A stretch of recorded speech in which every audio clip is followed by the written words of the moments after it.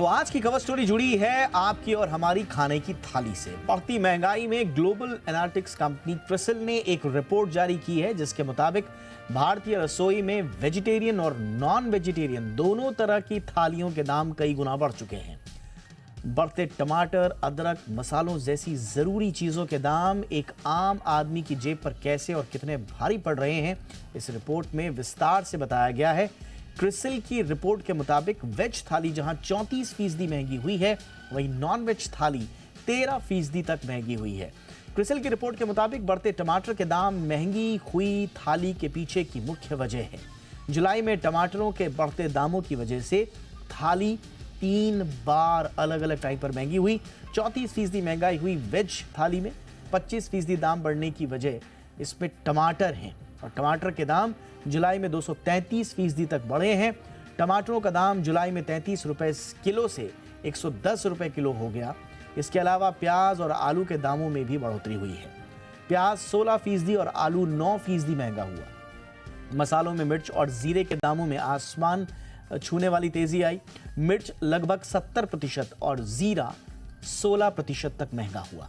क्योंकि नॉनवेज थाली में ब्रॉयलर 50% से ज्यादा थाली का हिस्सा होता है, इस वजह से नॉनवेज थाली पर जुलाई के महीने में महंगाई का असर 13% पड़ा है। हालांकि वेजिटेबल ऑयल के दाम 2% घटने से लोगों को थोड़ी राहत जरूर मिली। केंद्र सरकार 14 जुलाई से ही रियायती दर पर टमाटर की बिक्री कर रही है। टमाटर की कीमतों में महीने भर से जारी तेजी के बीच थोक व्यापारियों ने भी आने वाले दिनों में इस सब्जी के भाव 300 रुपए प्रति किलो तक पहुंच जाने की आशंका जाहिर की है। यानी आपकी थाली अभी और महंगी हो सकती है। लेकिन ये क्रिसिल का एनालिसिस जो है ये बड़ा कॉम्प्रिहेंसिव है, बड़ा डिटेल्ड है। घरों में सब्जी के दाम आसमान छू रहे हैं। इस पर हम आगे चर्चा करेंगे कि क्रिसिल की रिपोर्ट में और डिटेलिंग क्या क्या है और प्रेडिक्शंस क्या क्या हैं मौजूदा सिचुएशन के एनालिसिस के साथ साथ। लेकिन आम लोग क्या कह रहे हैं, जरा ये भी सुनिए कि किसी भी तरह के ग्राहकों को राहत मिलते हुए जब नजर नहीं आ रही है। सब्जी की बढ़ती हुई कीमतें व्यापारियों और ग्राहक दोनों को परेशान कर रही हैं। ऐसे में मुंबई के लोग क्या कह रहे हैं, ये जायजा लिया हमारे सहयोगी सौरभ पांडे ने। देश भर में सब्जियों के दाम आसमान छूते नजर आ रहे हैं। ऐसे में जो है ग्राहकों को अभी भी जो है राहत मिलती हुई नजर नहीं आ रही है। इस वक्त हम आ पहुंचे हैं मुंबई के एक ऐसे ही मार्केट में और आपको बताना चाहेंगे कि किस तरह से जो है सब्जियों के दाम आसमान को छू रहे हैं।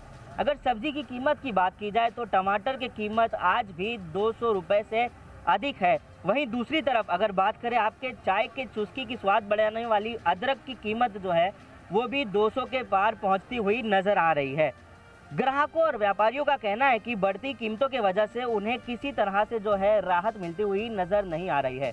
आइए सीधा व्यापारी और ग्राहकों से समझते हैं कि इस बढ़ती कीमत के ऊपर उनका क्या कहना है। सर, हम समझना चाहेंगे कि अगर सब्जी की कीमत की बात की जाए पिछले महीने में और अब में कितने रुपए तक की बढ़ोतरी हुई है? आवक कम है, सेल ज़्यादा है और इसके लिए कैसा है, माल आ नहीं रहा। ये बीच में जो बाढ़ ओढ़ आया था, बारिश की वजह से सब फसल ख़राब हुई। इसके लिए 1 महीना कम से कम ऐसा रहेगा बाज़ार और उसके बाद भी कुछ रियायत होएगा। कम से कम 1 महीना टमाटर अदरक में तो कुछ कम नहीं होएगा। पहले 2.5 किलो लेते थे, अभी तो 1.5 किलो लेते हैं। इतना महंगा है। बहुत ज़्यादा असर पड़ रहा है क्योंकि जो हमारी रेट्स हम लोग लेते थे it was like inside 100 rupees के अंदर ही लेते थे, अब वो 2-3 टाइम्स हो गया है। बहुत महंगा है टमाटर, तो फिर सोच संभल के यूज़ करेंगे तो भी चाहिए तो सही। टमाटर के बिना भाजी में टेस्ट नहीं आता है ना। ग्राहकों और व्यापारियों का कहना है कि बढ़ती दामों की वजह से उनका और उनके रसोई का दोनों का ही बजट बिगड़ते हुए नजर आ रहा है, जिसको ध्यान में रखते हुए सरकार को उनके हितों में कदम लेने की और ज्यादा आवश्यकता है। मुंबई से वीडियो जर्नलिस्ट अशरफ के साथ सौरभ पांडे, जी मीडिया। बहुत ही खास मेहमान इस वक्त हमारे साथ जुड़ चुके हैं। इस रिपोर्ट को तैयार करने वाली क्रिसिल में डायरेक्टर हैं पूषण शर्मा, इस वक्त हमारे साथ खुद जुड़ चुके हैं। पूषण, गुड इवनिंग, बहुत बहुत स्वागत है सर आपका। मॉनसून धीरे धीरे नॉर्मलाइज हो रहा है और इसके बावजूद आप कह रहे हैं कि इन्फ्लेशनरी रिस्क मौजूद है। क्या वजहें आपको नजर आ रही हैं? दीपक, जैसा कि आप जानते हैं, इंडिया में 2 मेन क्रॉप सीजन्स होते हैं, खरीफ और रबी। और खरीफ सीजन जो अभी चल रहा है ये पूरा जून से लेके सितंबर तक चलता है और सितंबर के बाद क्रॉप की कटाई होती है। तो कैसी बारिश होती है जून जुलाई में भी वो बहुत मायने रखता है, क्योंकि ये सोइंग वो करता है किसान इस समय क्रॉप को।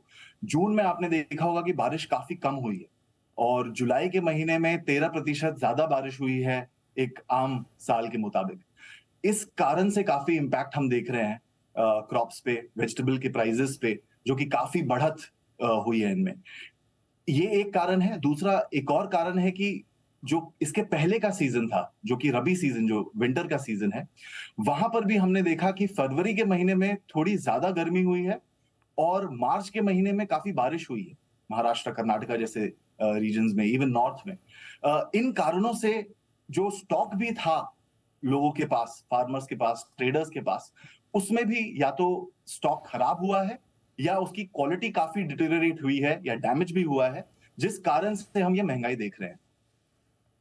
Okay, alright. लेकिन एक चीज और है, इस बीच सरकार की तरफ से काफी कदम उठाए गए जो कि प्रीएम्प्टिव स्टेप कहे जा रहे हैं।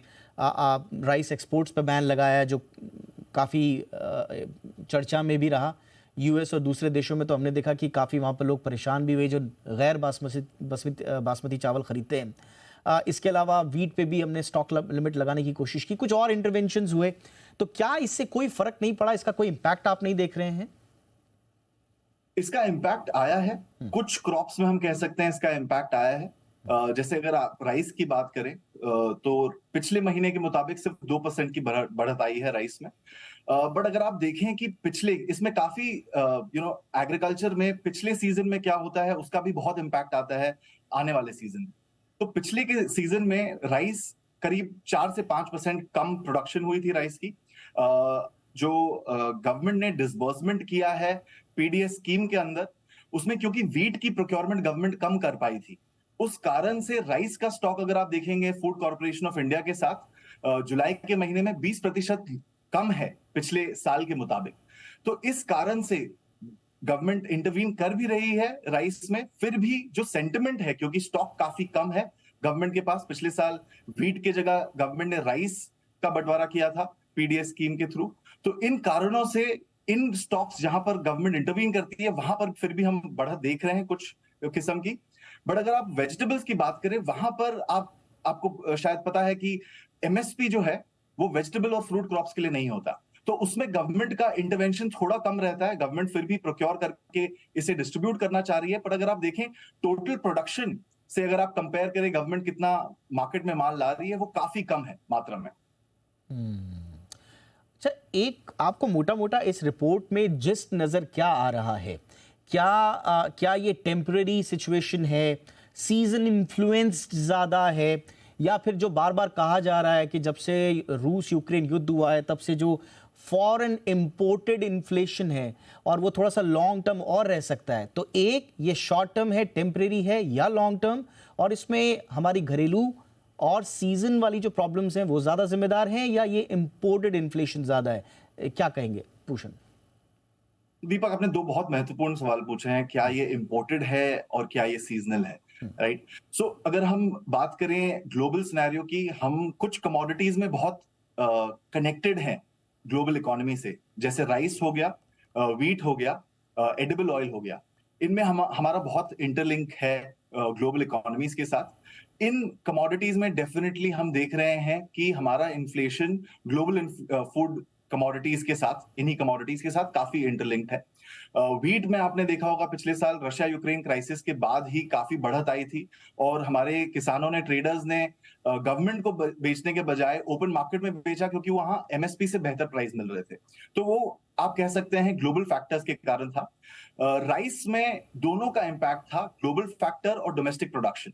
पिछले साल सितंबर के महीने में, अक्टूबर में भी काफी बारिश हुई थी जब राइस की कटाई होती है।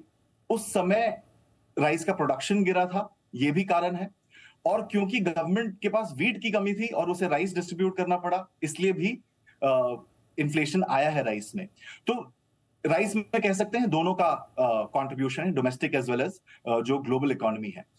बट आप अगर वेजिटेबल्स की बात करें तो ये ज्यादा एक्सपोर्ट नहीं होता हमारे कंट्री से।